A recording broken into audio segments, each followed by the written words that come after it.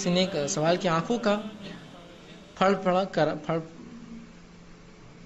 پھڑکنا یعنی الٹی آنکھ پھڑپھڑانا تو کچھ آج برا ہوگا یہ نقصان ہوگا، اور اگر سیدھی آنکھ پھڑپھڑائے تو اچھا ہوگا. کسی نے سوال کیا کہ الٹی ہاتھ کا پھڑپھڑانا برا اور سیدھی کا اچھا. دیکھیے سب سے پہلی چیز تو یہ آپ صلی اللہ علیہ وسلم نے فرمایا کہ اگر کسی کو کسی فال نے یا کسی وہم نے ٹھیک یا کسی بدشگونی نے کسی کام سے روک دیا تو اس نے شرک کیا.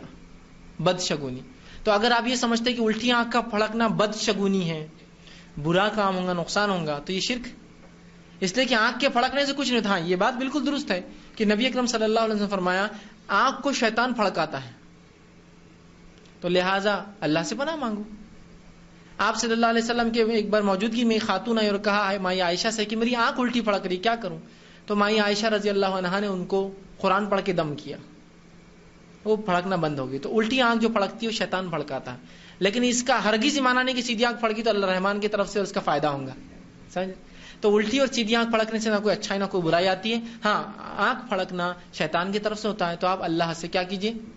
پناہ مانگیے، قرآن پڑھ کے سورہ فلق سورہ ناس پڑھ کے دم کر دیجیے. لیکن قطعاً یہ مت سوچیے کہ آنکھ پھڑک رہی تھی نا یہ کام بڑا غلط ہوا، یہ وہم نے آپ کو کیا، شرک کیا آپ نے یہ سمجھا یہ آنکھ کی وجہ سے یہ ہوا. ٹھیک ہے، تو لہٰذا وہ ہوتا ہے، اللہ سے آپ پناہ مانگیں.